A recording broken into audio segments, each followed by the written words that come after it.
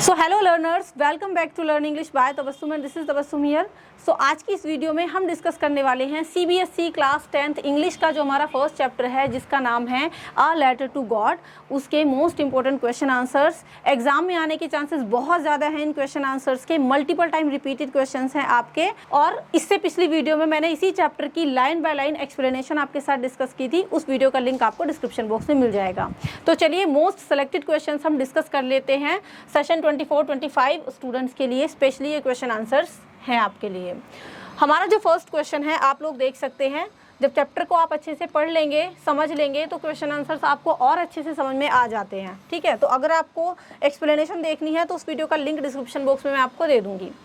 पहला जो हमारा क्वेश्चन है वो है, now we are really going to get some water woman, is Lencho sure that it is going to rain, give reason for your answer. So देखो, इस question का मतलब ये है कि यहाँ पर लेंचो अपनी वाइफ से ये बोल रहा है कि शायद अब बारिश होने वाली है और हमें पानी मिलने वाला है, मतलब हमारे खेतों को कुछ पानी मिलने वाला है। सो क्या जो है लेंचो श्योर है कि हाँ रेन होगी, तो आपको रीज़न बताना है अपने आंसर का। ठीक है, लेंचो यहाँ पर बोलता है कि शायद बारिश होने वाली है और हमारी जो क्रॉप है उसको एक अच्छी जो है डाउनपोर मिल जाएगी, अच्छी बारिश मिल जाएगी।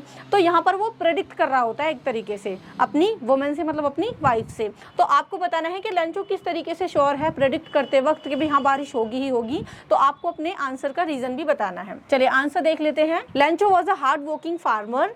His field promised a good harvest, but the earth needed a shower. Since morning, Lancho had been looking at the sky for rain. It was mealtime. Lancho saw huge clouds coming from the northeast side. In no time, big drops of rain began to fall. यहाँ पर बात हो रही है Lencho के बारे में पहले कि लेंचो एक हार्ड वर्किंग फार्मर था। उसका जो खेत था वो एक अच्छी फसल देता था हर साल। ठीक है, लेकिन जो अर्थ थी, मतलब उसकी फसल को अभी एक अच्छी बारिश की ज़रूरत थी। वो सुबह से ही वेट करता है कि हाँ काश बारिश हो जाए, ऐसा वो प्रेडिक्ट करता है कि शायद आज बारिश हो जाए। इसलिए बार बार ना वो सुबह से ही आकाश की तरफ, स्काई की तरफ देख रहा था बारिश की वजह से। अब ये जो टाइम था वो मील टाइम था, यानी खाने का टाइम था, जिस टाइम पर जो है बारिश होनी शुरू हुई। लेंचो ने देखा कि बड़े बड़े पहाड़ जैसे, माउंटेन्स जैसे जो है बादल आ रहे हैं, अप्रोच कर रहे हैं नॉर्थ ईस्ट साइड से, और थोड़ी ही देर में जो है बारिश की बूंदें पड़नी शुरू हो गई। सो इस तरीके से लेंचो की गई प्रेडिक्शन एक तरीके से जो है सच हो गई और बारिश ने पड़ना शुरू कर दिया, बारिश ने गिरना शुरू कर दिया। चलिए now let's see the second question जो कि आपके सामने है। What was the effect of the storm on Lencho's farm. देखो, बारिश तो हुई थी लेकिन बारिश ने धीरे धीरे एक तूफान का रूप ले लिया था, जिससे लेंचो की जो फसल थी ना वो कम्प्लीटली खराब हो गई थी, बर्बाद हो गई थी। So what was the effect of storm, यानी ये जो तूफान आया था इसका इफेक्ट क्या हुआ लेंचो की फसल पर। इसका आंसर देख लेते हैं। All of a sudden very large hailstone begin to fall, यानी अचानक से क्या हुआ कि बड़े बड़े ओले पड़ने शुरू हो गए। पहले तो बारिश हुई थी लेकिन बारिश ने ना साथ ही साथ ओलों को भी गिराना शुरू कर दिया। His field became white as if covered white salt, और धीरे धीरे इतना ज़्यादा ओले पड़े, मतलब कि उसका पूरा का पूरा जो फील्ड था, खेत था ना, वो ऐसे सफ़ेद चादर से ढक गया, जैसे कि सफ़ेद नमक की चादर बिछा दी। The hailstones looked like silver, अब पूरा जो उसका खेत था वो ऐसा लग रहा था जैसे कि सिल्वर उस पर बिखेर दी हो किसी ने। The storm was so violent that it destroyed the crop completely, और ये तूफान इतना ज़्यादा वायलेंट था कि इसने पूरी फसल को कम्प्लीटली डिस्ट्रॉय कर दिया। नॉट अ लीफ और अ flower remained on the plants, यानी एक सिंगल पत्ता भी उसकी फसल पर नहीं बचा, सब कुछ ओलों ने खराब कर दिया, हेल स्टोन ने कम्प्लीटली डिस्ट्रॉय कर दिया। चलिए थर्ड क्वेश्चन है हमारा। When did Lencho receive the letter, what was his reaction on opening the letter. मतलब लेंचो ने ये लेटर कब रिसीव किया और उस लेटर को ओपन करते ही लेंचो का रिएक्शन क्या था। ठीक है, चलिए इसका आंसर देख लेते हैं हम। On the following Sunday Lencho went to the post office, he wanted to know if there was any letter for him, यानी आने वाले संडे को लेंचो जो है पोस्ट ऑफिस पहुंच गया और वो ये देखना चाहता था कि उसके लिए कोई लेटर आया है या नहीं। ठीक है, तो देखिए the postman handed over the letter to Lencho. जब वो वहाँ पर पहुंचा तो पोस्टमैन ने क्या किया, लेंचो को वो लेटर दे दिया, और Lencho was not at all surprised. अब देखो लेंचो को लेटर मिला था गॉड से, मगर उसको लेकर के वो सरप्राइज बिल्कुल भी नहीं हुआ। लेंचो इतना ज़्यादा फेथ था उसको भगवान में कि उसको लेटर टू गॉड मिला ना, फिर भी मतलब लेटर मिला गॉड से, फिर भी वो सरप्राइज नहीं था। नेक्स्ट क्वेश्चन देख लेते हैं, how was the postmaster able to help Lencho in order not to shake his faith in God. यानी देखो, जब लेटर टू गॉड लिखा था लेंचो ने, तो उसका जो रिप्लाई था ना वो बेसिकली पोस्ट मास्टर ने किया था। तो पोस्ट मास्टर ने किस तरीके से मतलब लेंचो की हेल्प की ताकि लेंचो का जो भगवान में विश्वास है वो बना रहे। इसका आंसर है the postmaster was very much impressed on reading the letter address to God. यानी पोस्ट मास्टर काफ़ी ज़्यादा इम्प्रेस हुआ जब उसने भगवान को ये लिखा हुआ एक लेटर पढ़ा कि भाई देखो, किसी इंसान की इतनी ज़्यादा निष्ठा है, इतनी ज़्यादा श्रद्धा है भगवान में कि उसने भगवान को ही लेटर लिख दिया। तो ये चीज़ देख करके ना पोस्ट मास्टर काफ़ी ज़्यादा इम्प्रेस हुआ। He resolve to keep Lencho's faith in God in intact. तो इसलिए पोस्ट मास्टर ने ये रिजॉल्व किया कि जो ये मतलब जिसने लेटर लिखा है लेंचो ने, मैं बिल्कुल भी इसका भरोसा भगवान के ऊपर से उठने नहीं दूंगा। So he collected money from his employees and friends. इसलिए उसने क्या किया, उसने पैसे इकट्ठा करना शुरू कर दिए। कुछ अपने कलीग से उसने लिए, कुछ फ्रेंड से लिए। ही contributed money from his salary, और अपनी सैलरी का भी कुछ पार्ट उसने जो है दिया लेंचो को। मतलब इस तरीके से उसने हेल्प की, सब तरीके से पैसे इकट्ठे करके। चलिए अभी हम लोग देखेंगे नेक्स्ट क्वेश्चन। नेक्स्ट क्वेश्चन है हमारा, why did the postmaster laugh at Lencho's letter. यानी पोस्ट मास्टर जो है लेंचो के लेटर को पढ़ के क्यों हंसा। इसका आंसर देख लेते हैं।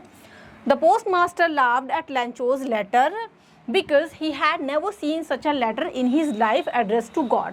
पोस्ट मास्टर इसलिए हंसा लेंचो के लेटर को पढ़ के क्योंकि इस तरीके का कोई भी लेटर कभी भी उसने अपनी लाइफ में देखा ही नहीं था जिसमें भगवान के लिए कोई लेटर मतलब लिखा गया हो। आगे है आपका, दिस मेड हिम सीरियस। पहले तो उसको हंसी आई लेकिन तुरंत ही वो सीरियस हो गया पोस्ट मास्टर के, भाई देखो कितना ज़्यादा भरोसा है इस इंसान को, इसने भगवान के साथ ही कोरेस्पोंडेंस शुरू कर दी। But immediately he turned anxious.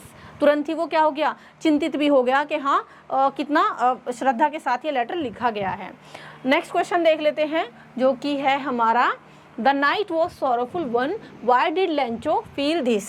मतलब जब लेंचो की फसल खराब हुई थी ना, तो उस रात लेंचो सो ही नहीं पाया था। वो जो रात थी वो लेंचो के लिए बहुत दुख भरी रात थी। लेंचो ने ऐसा फील क्यों किया। चलिए इसका आंसर है, on seeing the complete destruction Lencho soul was full of sadness. जैसे ही लेंचो ने देखा कि सब कुछ खत्म हो गया है, तो जो लेंचो की आत्मा थी ना वो बिल्कुल ही दुख से भर गई। The hell storm had totally ruined his crop. जो ओले पड़े थे उन्होंने कम्प्लीटली उसकी क्रॉप को यानी फसल को बर्बाद कर दिया। There was none to help him. अब लेंचो की हेल्प करने वाला कोई नहीं था। He had no means of earning till the next crop. और अगली फसल आने तक उसके पास कोई अर्निंग का दूसरा सोर्स था भी नहीं कि वो और क्या करेगा। These thoughts made Lencho feel that night was a sorrowful one. इन सभी विचारों ने लेंचो को ये फील कराया कि वो जो रात थी उसके लिए वो काफ़ी दुख भरी रात थी। चलिए नेक्स्ट क्वेश्चन देख लेते हैं। नेक्स्ट क्वेश्चन है हमारा, what did Lencho write in his letter to God. ठीक है, देखो लेंचो ने ना 2 बार ही लेटर लिखे थे गॉड को। पहले फर्स्ट लेटर लिखा, उसका रिप्लाई दिया था पोस्ट मास्टर ने गॉड की तरफ से। ठीक है, फिर इसके बाद लेंचो ने एक और लेटर लिखा था। यहाँ पर बात हो रही है फर्स्ट वाले लेटर की। अगर क्वेश्चन में आपसे ये पूछा जाए कि भाई what did Lencho write in his letter to God, इसका मतलब यहाँ पर पहले वाले लेटर की बात हो रही है। अगर सेकेंड लेटर की बात होगी तो उसमें सेकेंड लेटर आपको लिखा हुआ मिलेगा क्वेश्चन में। तो यहाँ पर पूछा जा रहा है कि लेंचो ने अपने लेटर में क्या लिखा जो गॉड के लिए उसने लिखा था। Lencho had a single hope from God so he wrote a letter. Lencho को केवल भगवान से ही एक होप बची थी, उम्मीद बची थी, इसलिए उसने भगवान को लेटर लिखा। और लेटर में देखो क्या लिखा, यहाँ से यहाँ तक ये आपका इंपॉर्टेंट है कि भाई उसने लिखा कि God if you don't help me my family and I will go hungry this year.